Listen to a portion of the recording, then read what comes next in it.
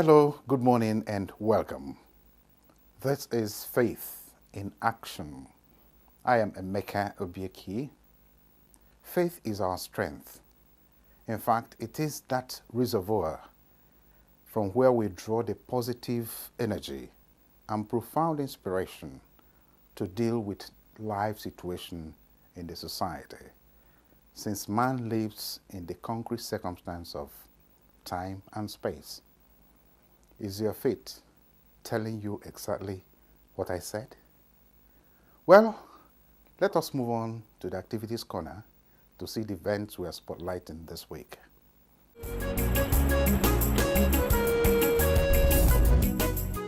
Senator Osita Izunaso, founder, Kpakpando Foundation and the National Organizing Secretary of All Progressives Congress, marked his 50th birthday and 11th anniversary of the Kpakpando Foundation. The foundation, which is a charity organization for physically challenged persons, was founded in October 2006. Since the establishment of the Kpakpando Foundation, Senator Osita has been celebrating his birthday annually with persons of special needs. This year's celebration began with a Holy Mass at Our Lady Queen of Nigeria Pro-Cathedral Gariki, Abuja. It was officiated by Most Reverend Martin Uzoku, Bishop of Benin Diocese. His Lordship, Bishop Gregory Ochiaga, Bishop Emeritus of Olu Diocese, in his homily, admonished Christians, especially Catholics, to emulate Senator Osita's good examples.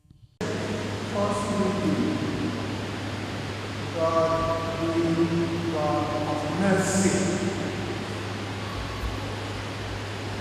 The Jubilee year of mercy. And what brought some of us here today is an aspect of that mercy. The big media of thank God for providing occasion like this during this Jubilee year. Praise our Son, distinguished Senator Osita, for being part of the mercy of God to some Nigerians. Let me appeal to all and sundry to support Osita in this very noble and praiseworthy venture, the Kpakpando Foundation, for the physically challenged person.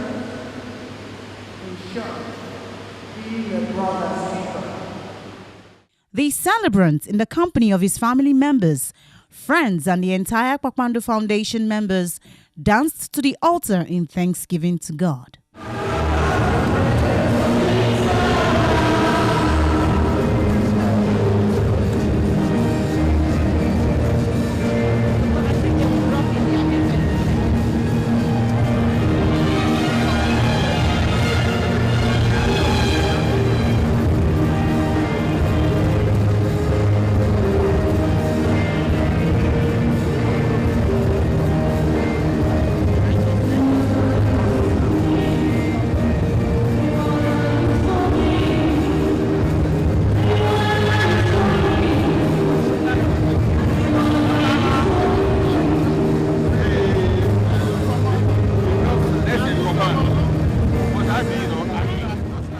After the Mass, all roads led to the International Conference Center, where the reception was held.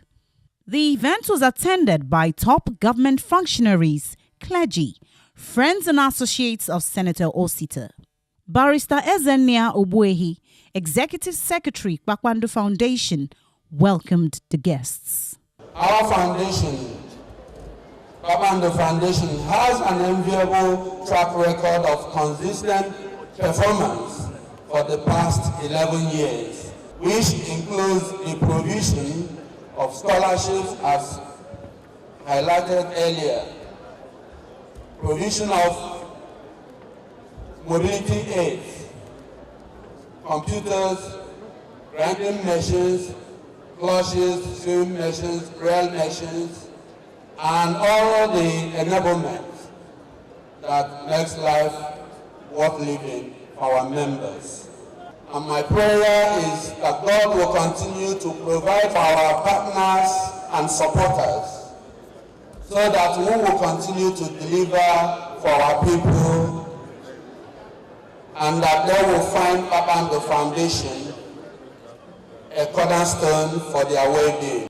Chairman of the day, Malam Nasir El-Rufai, the Executive Governor, Kaduna State, in his speech, encouraged his counterparts to support the good works of Senator Osita.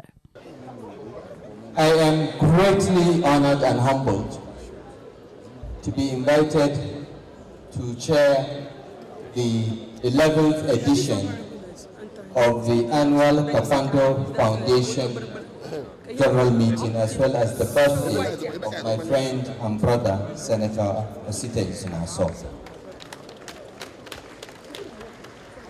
I would like to use the opportunity to congratulate the foundation and my brother Osita for achieving that landmark 50th anniversary. I would like to congratulate him for the work he's doing and pray to God to reward him and his beautiful wife Ifroma for this great work. The Touching Life project was unveiled.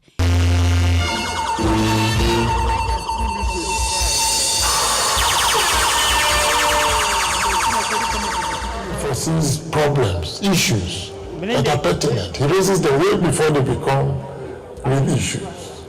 And when there's a job to be done, Your Excellencies, I don't know where he finds it. while we are watching documentary, Applies himself I would like and delivers. to announce on behalf of the board, Most Reverend Matthew Hassan Kuka, Bishop of Sokoto Diocese, had this to say.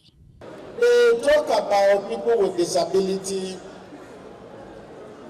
more or less sounds in the same way, in the sense that I think our focus has been on seeing people with disability as individuals to be pitied. And in a way, if you live in a country like Nigeria, where even those with ability, even those who have literally every part of their body fit, and they are unable to find a job. If you live in Nigeria, where even those who are seemingly physically fit cannot get access to whether it's employment or health services and a range of other things, it might be true to say that a state that is unable to meet the basic needs of its citizens suffers some levels of disability. I think we must also celebrate our men and women, some of who are here, who have won gold medals for this nation, given the fact that despite all the money that has been spent on those who are people with ability, as we might say, it is only our brothers and sisters with disabilities that have come back from the Olympics or the Paralympics with gold medals. So please, can we give them a round of applause? There was also raffle draw and winners claimed their prizes. 1-bedroom bungalow, a brand new car, and motorized wheelchair respectively. Of the foundation, I have received the honor and privilege of presenting you with this congratulations. we want to do flat here in Abuja to the winner of this raffle draw, Mr. Jamilu Adamu of Ama, with raffle draw ticket number 1551. Congratulations.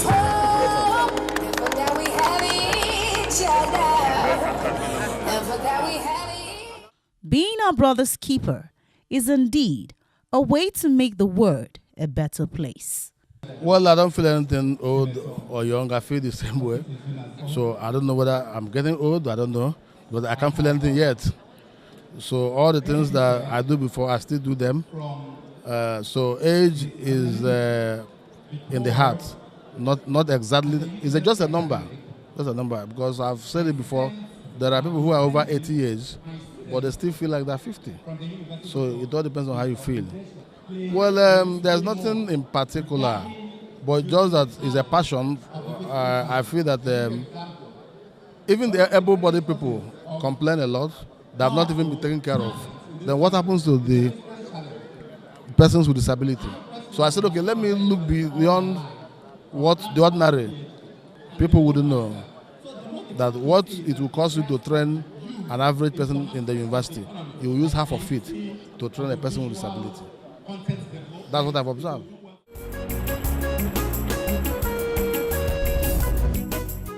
The Religions for Peace organization, an international body that advocates peace for humanity, recently held a 3-day World Peace Conference at Transcorp Hilton, Abuja.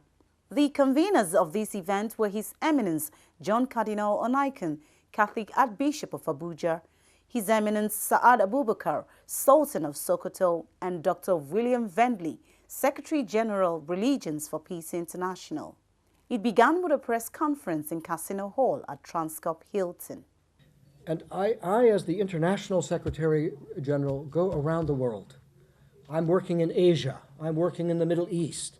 I'm in Europe. I'm in Latin America, in North America, all around. But there's one place that I regard as the garden for multi-religious cooperation. It's here in Africa. It's the African genius to recognize that people of different faiths can be in the same family, and that people of sincere belief in faith are part of the same community. Sure, there are people trying to upset that profound wisdom, but I have experienced again and again here in Africa that the leadership of collaboration across the religious communities can have an impact on religious communities in Asia or far afield from Africa. So I think we are blessed to be here in Nigeria in this meeting. I think we're blessed because governments have recognized that the religious communities are an irreplaceable element in the coalition to tackle these human problems. And I think we're blessed that Africa's own genius will be reflected, and that this will be good not simply for Africa. Anything that is good will be good for all of us. And this will be widely reported in the religious communities across the world. I'm terribly proud and grateful that our Nigerian hosts have welcomed all of us. The theme of this year's conference is Faith Works Africa, and over 300 delegates from around the world were in attendance. This took place at the Congress Hall. This platform gave room for the various religious groups in Africa and beyond to dialogue and to chart a way forward for a more enduring religious coexistence.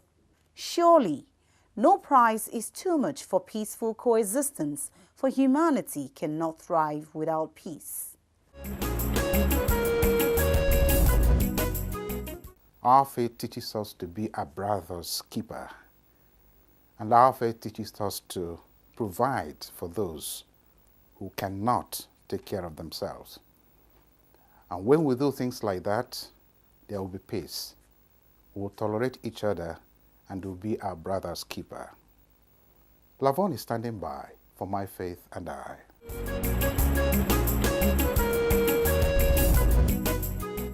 The Lord said to us, whatever you do to the least of my brethren, that you do unto me. My guest just turned 50 years. He's celebrating his birthday with his charity foundation, empowering the lives of the disabled. Distinguished Senator, for the many people who are watching you all over the world now, can we meet you properly? Yeah, my name is Senator Osita Izunaso. I don't know what else you want me to explain. What about your childhood? I was actually born in Onitsha, in Anambra State. I started my primary school in Onitsha, Patrick Okolo Primary School. From there, I moved to secondary school in Trinity High School, Uguta.